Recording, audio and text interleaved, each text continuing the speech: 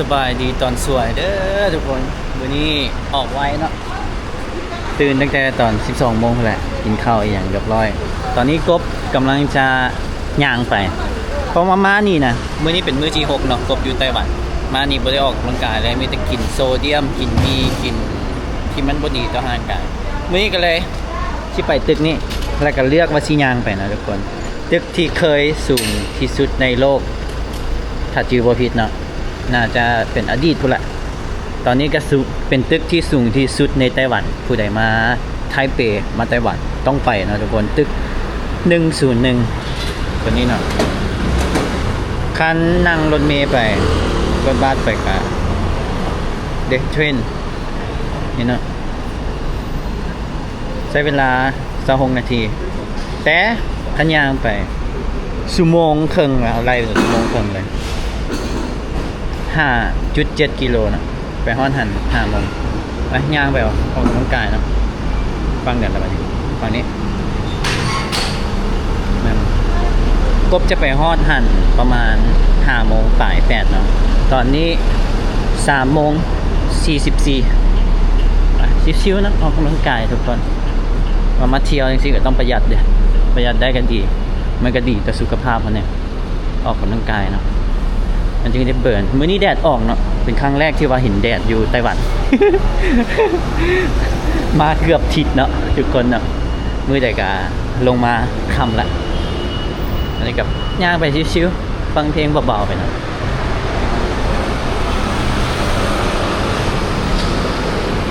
ผมมันทานเนี่ยนั่นนี่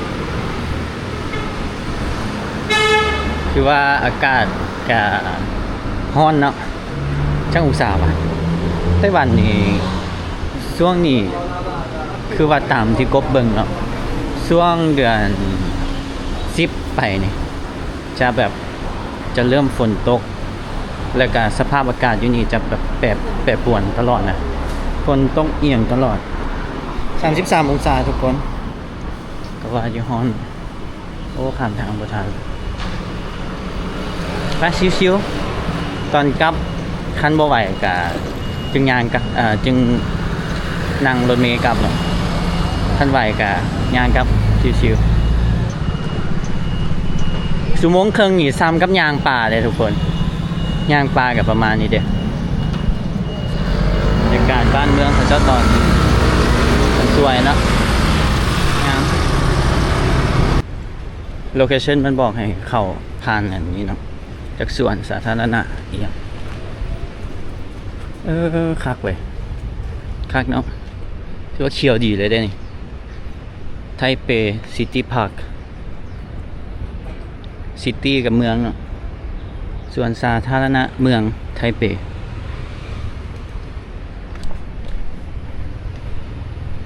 มีตัวเฮียบ่วะน่าจะบ่มีเนาะว่าอยู่กรุงเทพมันมีเด้อส่วนลุมบ่ส่วนอะไรอย่างก็คักอยู่ได้โอ้แทมาแลนอยู่นี่เนาะบ่ไก่โฮสเทลใกล้ๆเลยกบและซอกมุงแลนอยู่อยากออกกำลังกายพอดีอากาศเย็นดีคือว่าย่างไปกับบ่ได้ฮ้อนเด้ทุกคนเพราะมันห่มเนาะมีแต่ตึกเด้พอดีไปฮ้อนหันพอดี5 โมงเนาะไปเบิ่งตะเวนตกดินอยู่ตึกนะเป็นอีกจุดหนึ่งนะผู้ใดมาไต้หวันต้องไปเนาะเป็นจุดเช็คอินเลยว้าวครับเลยมีวัดอีกแล้วเนี่ย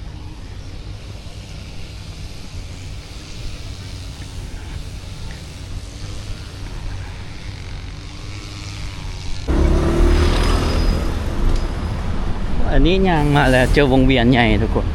มีอันนั้นเนาะเจอเป็นเขาเอื้อนี่อยู่กลางเลยคือวัดเนาะแต่โมเมนต์วัดคือว่าอากาศดีนะแต่เสารถถีบขี่เนาะมันเสาจังเดี๋ยววะเอาย่างไปก่อนซะบัดกลับก่อนโอ้คักเนาะประเทศเขามันตึกกำลังสร้างใหม่มากหลายทุกคนอันนี้สร้างใหม่สร้างนี่ก็กำลังสร้างตึกบ่ได้สูงหลายคืออยู่สิงคโปร์เนาะแต่รู้สึกว่ามันพอดีนะสำหรับกบ มันซ้ำนี่เล็กซ้ำนี่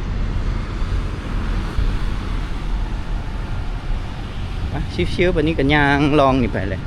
ก็ฮอดครับแล้วก็มั่นใจบ่เบิ่งแมปเด้ไปผิดทางทุกคน ฟังนี่โอเคต้นไม้อันนี้คักเนาะมันเป็นงาแบบกระแลกมันแทรกออกไปแทรกออกไปงามเด้คักเนาะรถเมล์ก็มีเนาะทุกคนรถไฟก็มีแต่เอาเรื่องอย่างโอ้นี่ต้นแปลกเลยนี่ว้าวโอ้ต้นไม้อันนี้สไตล์อันนี้เต็มเลยเว้ยสไตล์นี้นะมันเป็นงาแกลกนี่โอ้ยางสบายแล้ววันนี้เย็นดีเนาะบ่ถึกแดดทุกคนมันห่มสะอาดเนาะบ้านเมืองเขาเจ้านี่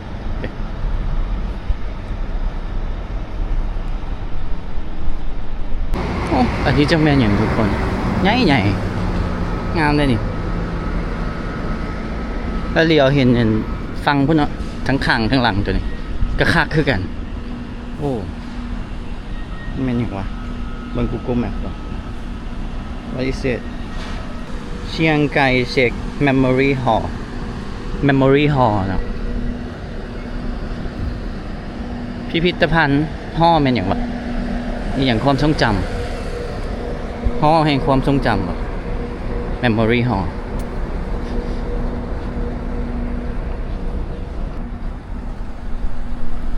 ต้นไม้อันนี้เต็มสองทางไปเลยเนาะ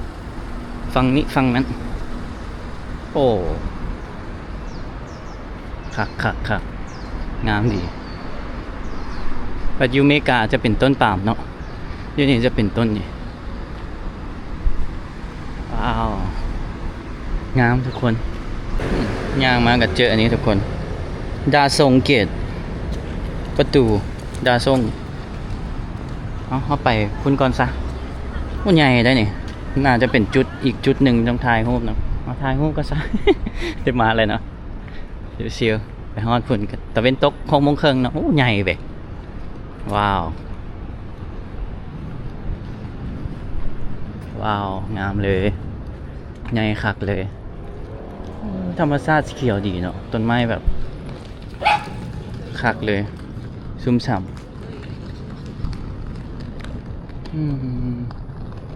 คักบ้าง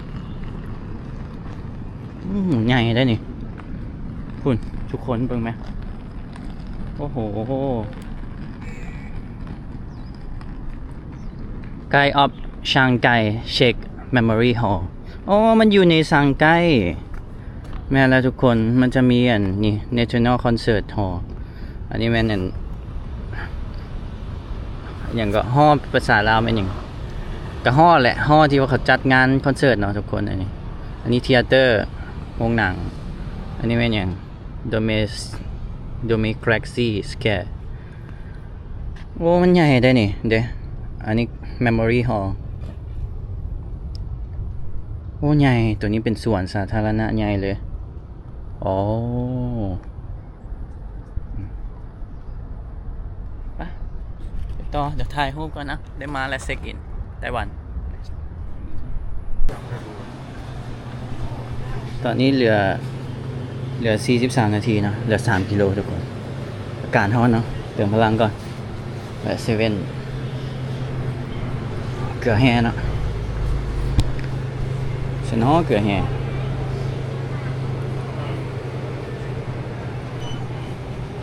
เบียร์บอกเกลือแห่ บ่เห็นเนาะมีแต่ชาตัวนี้ตัวนี้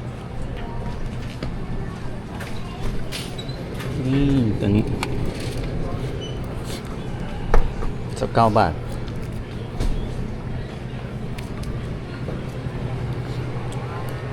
เดี๋ยวจะขึ้นเงินให้ทุกคนบ้างนะทุกคนเห็นละ101จุด 1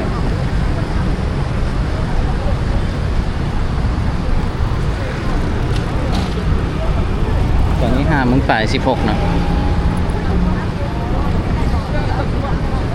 ตึกสูงนะแล้วแวกนี้ตึกสูงดีเนาะ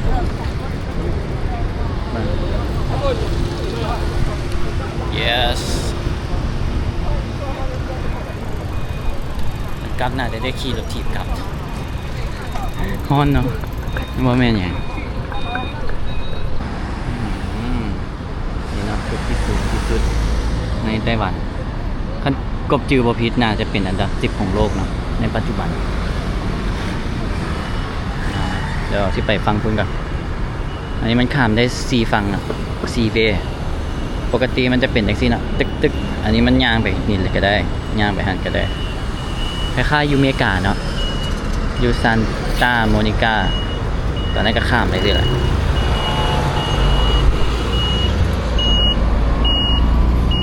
แสงพอดีงามทุกคนจะเป็นเริ่มจิตตกเป็นตกฟังนี่นะสะอาดงามตาดีน่าจะไม่ได้ขึ้นเนาะขึ้นน่าจะเสียเงินพวกน่าจะซอกอยู่ละแวกนี่ทายโฮเบียงเอาโอเวตัวโอเวเขาก็ไปแล้วได้นี่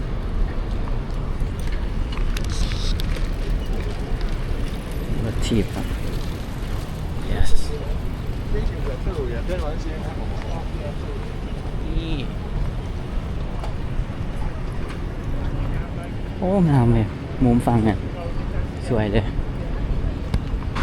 ทุกคนอันนี้เป็น World Trade Center อยู่นี่อ้องามขนาดทุกคนกับตานะตอนนี้นี่แสงโอ้โหธรรมชาติกับงามแบบหนึ่งเนาะคนสร้างเป็นตึกอย่างเช่นกับงามอีกแบบหนึ่งมันข้ามได้อยู่แต่ว่าโอ๊ยถ่ายรูปนี่ก่อนงามไม่เหลือเมื่อกี้เห็นตึกเวอร์เทนนะทุกคนเดี๋ยวกบที่อธิบายให้ทุกคนฟังเวอร์เทนเนาะทุกคนเป็นระบบหมุนเวียนเลือดของเศรษฐกิจโลกที่เชื่อมโยงประเทศต่างๆเข้าด้วยกันผ่านการซื้อขายแลกเปลี่ยนอะไรทุกคนง่ายๆนะเดี๋ยวก็มุมท้ายรูปกันเนาะมันมีหม้อเนาะมีห่างอยู่ในแล้วก็มุมยอดฮิตที่เขาเจ้าเอาโทรศัพท์ไปวางอยู่ขั้นใดเรือนแล้วก็เปิดเพลงอันยูไม่ไปเจอชีนตายอย่างสักอย่างไปสูงเนาะ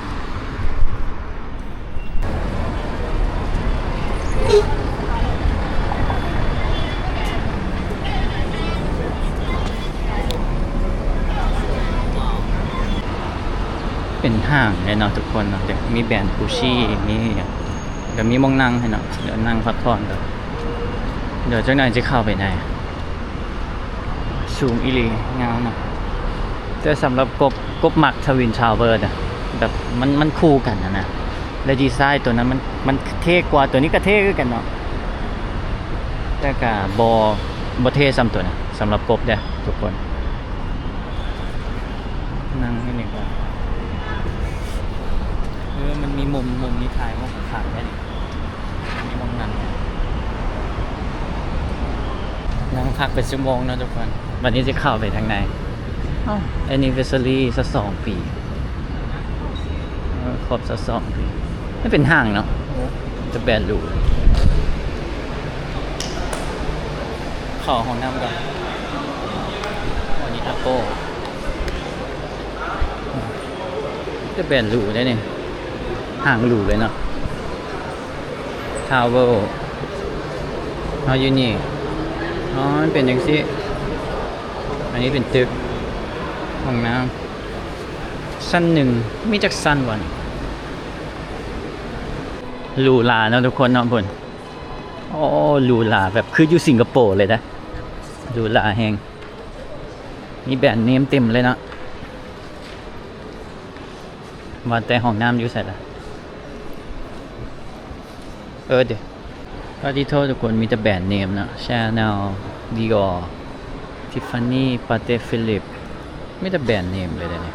เขาย่างเลาะนะมาแต่ละบอนแต่ละเมืองแต่ละประเทศต้องมาเบิ่งห้างเขาเจ้าเนาะความเจริญจะก็จะอยู่ห้างนี่แหละขั้นห้างใหญ่ห้างเจริญมีแบรนด์เนมหลายก็คือว่าประเทศนั้นเจริญนะขึ้นไปเลยซะจากสั้นวะเพราะมันคอนเนคกันเลยได้นี่ ตึกในวันๆเลยนี่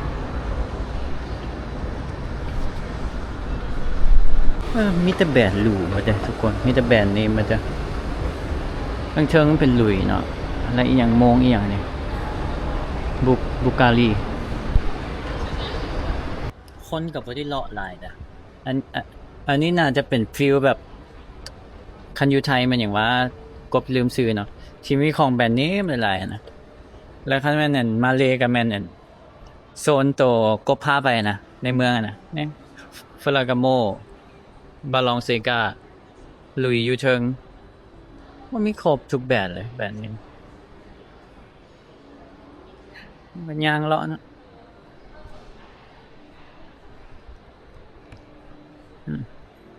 งามเลยเขาจะดีไซน์คักเลยออกแบบมาคักเลยอันนี้มันเนี่ยเบอร์ลูตี้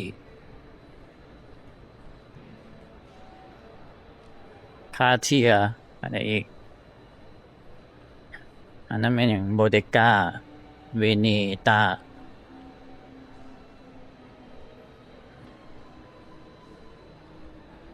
อันแบบของแบบคือตามห้างทั่วไปบ่เห็นเนาะ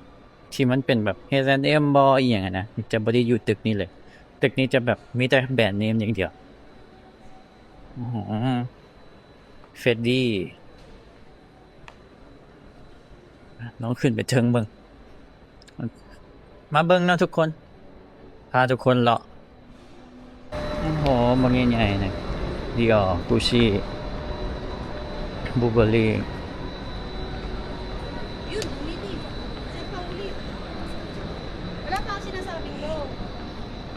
ใหญ่เนาะมีคาเฟ่อีกน่าจะมีแต่คนมีเงินเนาะมานั่งอันนี้คาเฟ่เขาก็มีอยู่แต่เขามีบ่หลายเนาะ โอ้ซอฟต์ใหญ่เลยน่าจะถูกใจเนาะสายช้อปปิ้งผู้ใดมักแบรนด์เนมเนาะ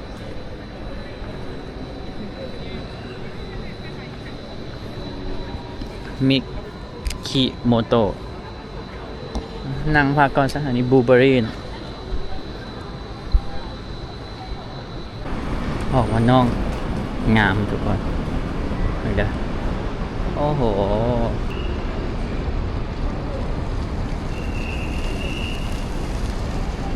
งามเนาะเดี๋ยวงามไอ้คนโปรโมทเพลงยูนิคักเนาะเป็นรถใหญ่ๆเลยน่าจะ8 ล้อบอลอีกเลยนี่โปรโมทเพลงอยู่ที่เลยอันนั้นเป็นงานเนาะงานคอนเสิร์ต Black Eyed Peas คักเว้ยทุกคนนั่งชิวๆนอนยางอ้อมไปอ้อมมานี่แหละไปเบิ่งข้อมูลเนาะทุกคนมันมีรถถีบนะมันต้องไปซื้อ Easy Card เป็นบัตรเนาะแล้วก็เติมเงินเข้าจึงจ่ายเงินได้เนาะกบน่าจะไปซอก 7-Eleven เพราะเขาจะว่าซื้ออยู่ 7-Eleven เนาะมันมีจุดหนึ่งน่ะทุกคนที่มาอันนี้มันต้องไปถ่ายรูปนะแต่กบซอกบ่เห็นเนาะจุดขั้นไดเรือนที่มันเป็นไวรัลนี่จุดนี้คนกดไลค์2,200,000นี่แหละจักยูใส่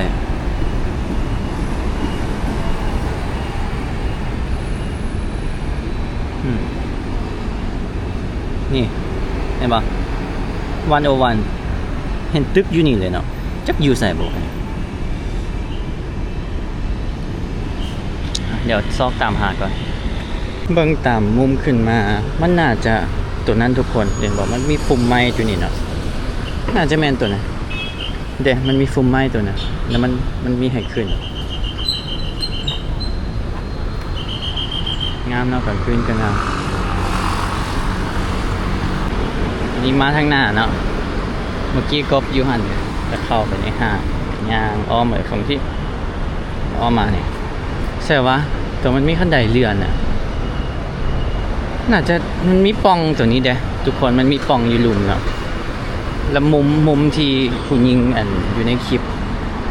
มุมที่ผู้หญิงอยู่ในคลิปนี่เด้มันน่าจะเป็นจังซี่นี่ข้างน่าจะเป็นตัวนี้ และคือสิแมนแบดแหละ เพราะว่าคนเป็นไวรัลคนกดล้านเป็นล้านปลายคน อันนี้ล้าน2 คน อีกคลิปหนึ่งมัน2 ล้านกว่าคน แบบแล้วคนมาไต้หวันกะต้องมาเฮ็ดอย่างนี้นะแล้วก็มีเพลงกูจะชิงกูอยู่ชิงก็ได้กูจะตีจะไปขายเลยเพลงนี้แหละเดี๋ยวคันได้เรือนอยู่นี่เด้อยู่นี่มุมนี่แม่นแหละเด้มันเป็นข้างไงบอกมันเห็นทุ่งอยู่นี่เนาะแล้วก็มีต้นไม้อยู่มองได้ล่ะคันได้เรือนอยู่นี่อีหลีนี่แหละตุ้ยกับมากูชิงอยู่มันบีอะไรอยู่ในบ้านอยู่ที่ขายเลยเด้อยู่ที่นี่นะเพลงติดลิขสิทธิ์นะทุกคนนี่จุดที่ว่านักท่องเที่ยวตั้งใจมาเฮ็ดไปเฮากับสิเฮ็ดก่อนเดี๋ยวกบสิห้องเพลงใส่เนาะพอเพลงติดลิขสิทธิ์เด็กกับเลยบ่เอาใส่แมนละเดี๋ยวมุมเดียวกันเลยมุมนี้เลย那如果看如果刚好大家不喜欢的话，就7号位。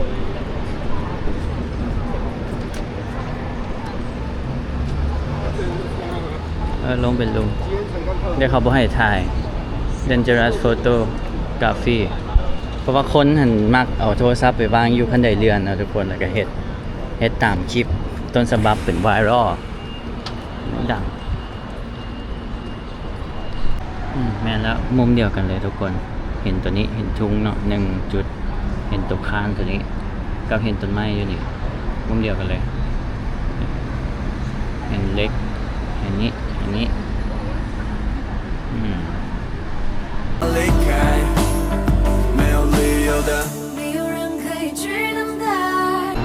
ไปซอกเซเว่นเนาะก็ซื้อบัตรอีซิการ์ดบรรยากาศตอนนี้8 โมงป่ายซาวเนาะโอ้โหเมื่อยแล้วตอนนี้ ทุกคนเริ่มเมื่อยแล้วตอนนี้เดี๋ยวที่ไปซ่องวิธีอันนั้นรถจักรข้ามไปเลยว่ะไปก็ไปน้ำตอนกลับกับซ้ำเก้านะชั่วโมงไล่เป็นชั่วโมงครึ่งเลยเกือบ2 ชั่วโมงแล้วเนาะไปคอยงานไปพักแน่กบจะฮอดทันประมาณ10 โมงทุกคนไล่เพื่อไปอีกสาวมาแวะเซเว่นนะทุกคนที่ซื้ออีซิกากับกินน้ำเกลืออันนี้ไข่หน่วยละอันนั้นได้นี่หน่วยละ10 บาทเป็นตานะกินไข่ก็พักพอหน่อยนึง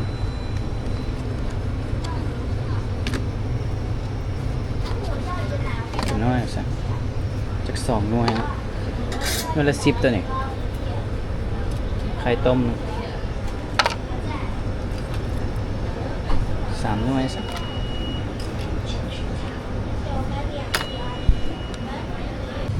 2 อันนี้เบิด59นะทุกคน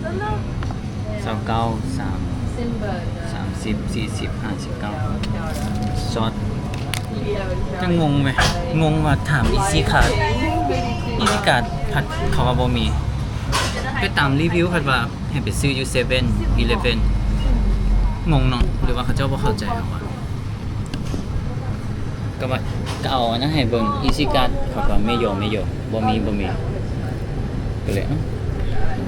งงเนาะว่าเป็นอย่างย่างก่อนพักก่อนกินต้มไข่ก่อนโอ้ฮอนขนาดทุกคน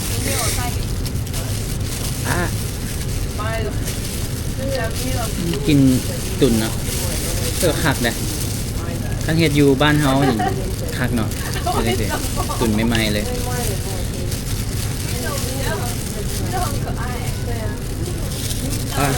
บ่ไหวฮอนแฮงบ่มีกินอย่างเนาะข้างในบ่มีกินอย่างแต่ไข่มันเปลี่ยนสีอยู่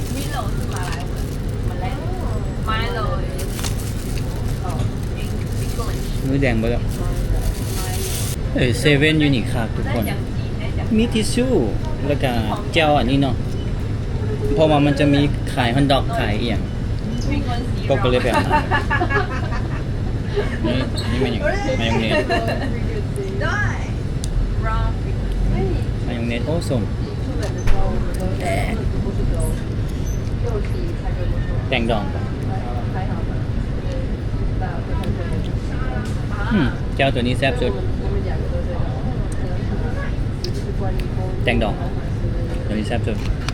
还有因为你们有一个大方向 ตัวนี้แซ่บนิ้วแตง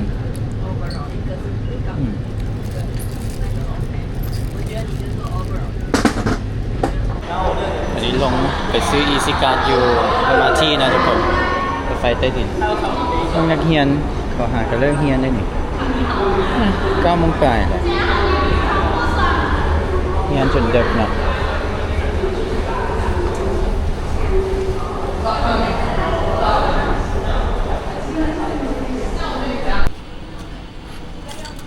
อันนี้น่าจะเป็นมองซื้อบัตรทุกคน ซื้อเนาะ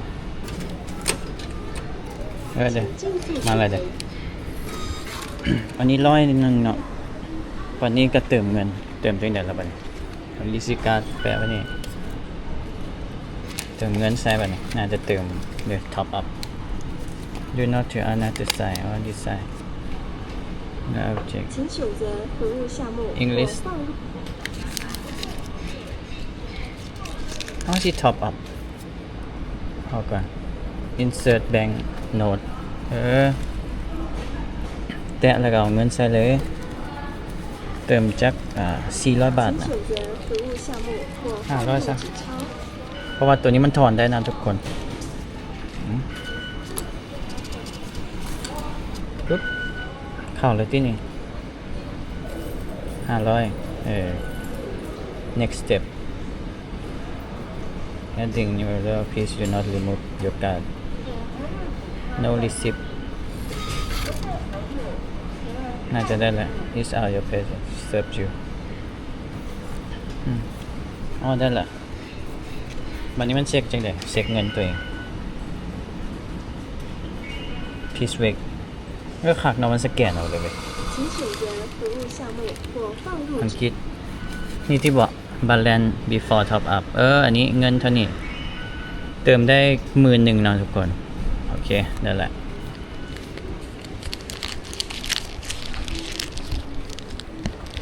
นั่ง MRT มันสิเป็นลงอยู่ใส่แล้ววันนี้ต้องเบิ่งก่อน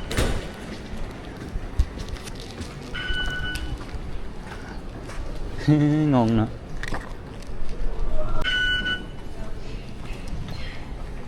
เบิ่งแท็กซี่ลงตัวใดเนาะแพลตฟอร์มมันก็ดีเลยเนาะมันเติมเงินแบบนี้แบบคืออยู่สิงคโปร์เลยอ๋อแบบนี้มันมีหลายสถานีได้นี่ทุกคนงงได้ป่ะนี่ลงแน่นอนป่ะนี่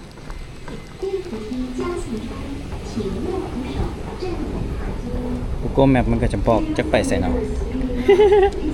อ๋อไป Hospital ทางออก2ฟังได้เนาะบัดนี้ Hospital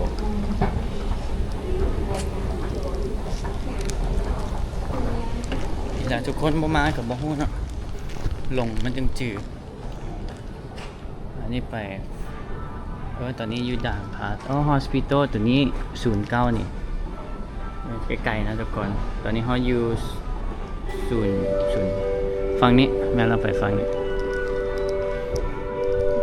อันนี้บ่มีบอกเนาะอันนี้มันจะกลับไปฝั่งนี้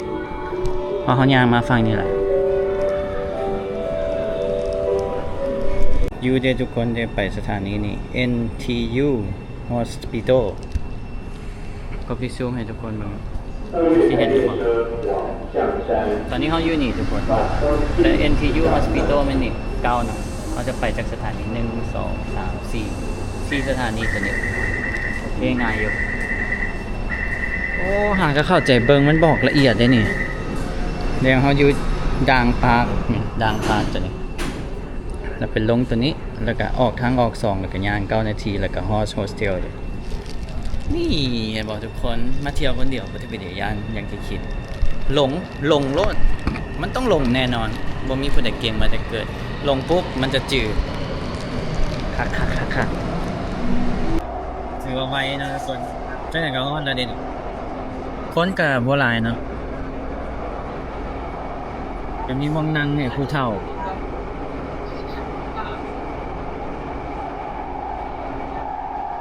ออกมาแล้วออกแบบประตู2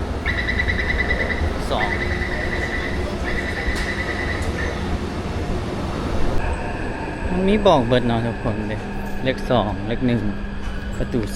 2ง่ายเนาะแบบตั้งแต่ไปสิงคโปร์มา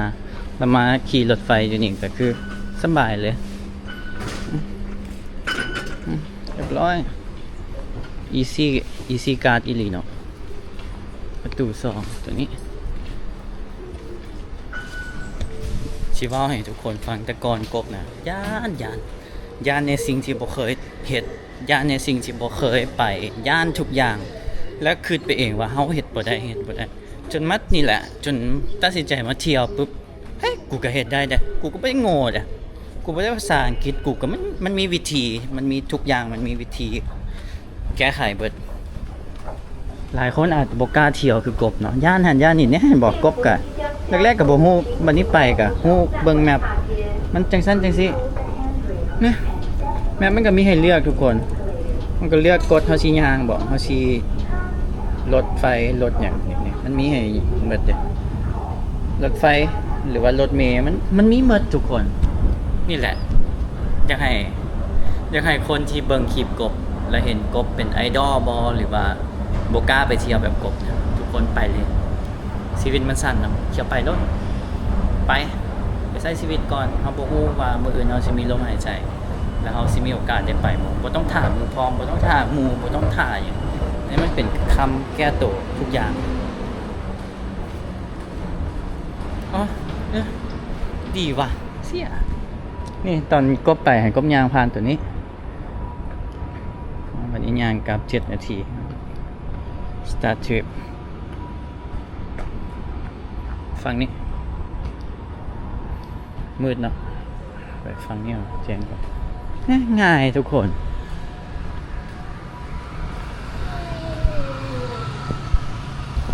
easy man ประสบการณ์จะเฮ็ดให้เขาเก่งขึ้นบ่ฮู้บ่แม่นบ่โง่นะทุกคนบ่ฮู้บ่ผิดเรียบร้อยเด้ย่างไปจังได๋กายสวนไปแล้วก็ฮอดแล้วเด้โฮสเทลอันนี้ประตู1ทุกคนทางออกประตู1อันนั้นประตู2มันก็บ่บอกว่าออกประตูนี้เลยเนาะมันย่างไปมันก็ให้ข้ามทางประตู1ตัวนั้นก็เป็นทางลงMRT เป็นรถไฟใต้ดินเนาะเมโทรเข้าห้องน้ำก็น้ำสาธารณะเนาะน่าจะฟรีห้องน้ำสาธารณะสะอาดบ่มีกลิ่นเหม็นอันเหี้ยงเลยสะอาดทุกคนเพราะนั้นฟรีอีกเลยโอ้คักว่ะประเทศนี้คักเนาะส่วนสาธารณะเขาเจ้าสะอาดเลยทุกคนมีบนนั่งนี่งามเนาะเรือไปเห็นตึกเห็นอย่างคัก บอกเลยว่าคัก มีแมปแผนที่ตอนนี้เขาอยู่เสร็จแล้ว you are here บ่มีเนาะมันมีฟิตเนสอีกฟิตเนสไทเป Memory Museum อันนั้นอีกPeace Bell โอ้ละครั้งแห่งอันสันติภาพ Peace Bell อันใดอีกครับอันนี้เป็นแบบน่าจะเป็นแบบสไตล์จีนนะทุกคนน้ำอ้อมแล้วก็มีอันนี้เป็นวัดบ่กับบ่ฮู้คือกันเนาะก็กระเดาไปสงบดีนะอยู่นี่บ่ฮู้ว่ามียุงหรือบ่เนาะอาจจะมียุงวันนี้มาซอกกินข้าวเนาะแมคโดนัลด์เห็นอันนั้นมันว่าชื่อแมคโดนัลด์อยู่นี่ชื่อมันว่าบิ๊กแมคประมาณ$3ก็อีหลีได้ทุกคนเด้ออันนี้69อันนี้50 บาท100 ปลายบาทอีหลี$3เที่ยเป็นเซตเป็นไฟมันยังมีอันนักเก็ต หลายอยู่ได้ประมาณ4 ตอนเบอร์เกอร์ใหญ่เลย อันนี้ทั้งหมด 5.2 ดอลทุกคนตัวนี้ 170 บาท 114,000 เก็บ 5.2 ดอลมันมีอยู่ตัวที่ 3 ดอลนะ100 ไต้หวันนะแต่ว่ามันบ่มีเนกเก็ตลืมบอกนะมันมีอันเจลนี่นะซอสเนี่ยมันมีไทยซอสตัวนี้มันซอสเปรี้ยวหวานแซ่บเลยตัวนี้แซ่บซอสอันจ้ำไก่นะมันเป็นซอสพริกหวานส้มหวานแซ่บเขาแบบนี้แกซับมักเรียนเนาะซอสมักเรียน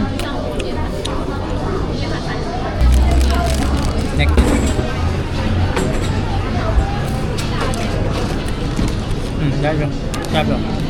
นักเก็ตแซ่บอยู่ วันนี้ยังอิ่มไข่อยู่ทุกคนไข่3 หน่วย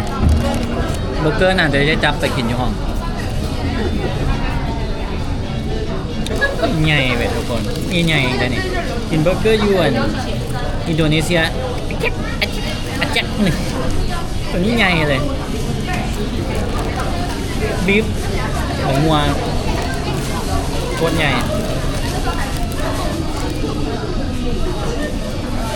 อันนี้แซ่บตอนอยู่อินโดนีเซียแซ่บก่อน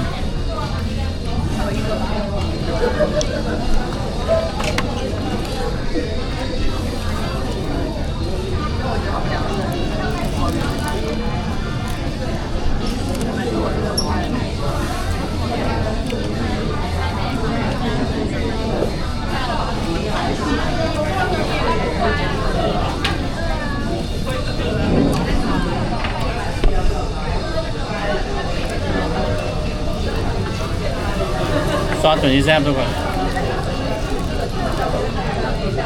หวานดี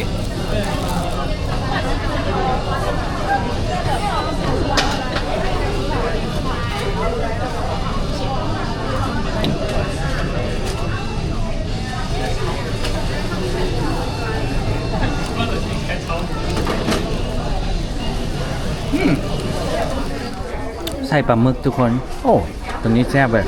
สมพ่อหมอเมกาเนาะมันอยู่โฮสเทลเมื่อวานนี่เจอกันมันแนะนำก็ว่าโคตรคุ้มเลยแซ่บไปดิทุกคนปลาหมึกเป็นตอนได้นี่เป็นตอนเลยได้นี่เป็นตอนเลยนะโอ้แซ่บว่ะไง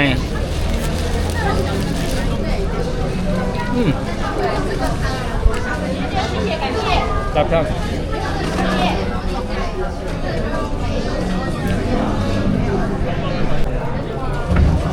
ข้าวหมูสับเสื้อดำครับน่าทานเลย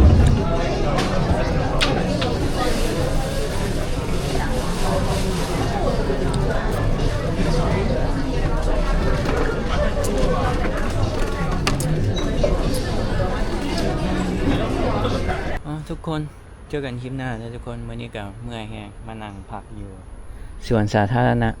ย่างไปใกล้ๆโฮสเทลกับใกล้ๆแต่มานั่งชิวๆอยู่นี่เนาะแต่งเพลงทุกคนกำลังสิแต่งเนาะเลิกปันนี้เกิดมีคนมาขี่รถถีบหลายนะ12:41เนาะตอนนี้บ๊ายบายทุกคนเจอกันคลิปหน้าเด้อลืมสรุปรายจ่ายให้ทุกคนมื้อนี้หมดไปมื้อนี้บ่กินเบียร์นะ307 10 ดอลทุกคนค่ากินให้บวกค่าเดินทางไปตึมกับประมาณให้ไล่เป็น5 ดอลซะเพื่อ15 ดอลนะรวมทั้งหมดก็เป็นค่าโฮสเทล20 ดอลครับก็เป็น35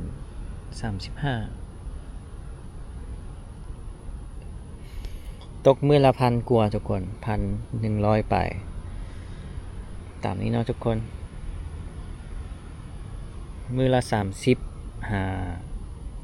ดอลต่อวันอยู่นี่กบก็อยู่คืนที่6แล้วบ๊ายบายบ่ไหวแล้วทุกคนขอแต่งเพลงก่อนบ๊ายบายมื้อนี้เมื่อยบาย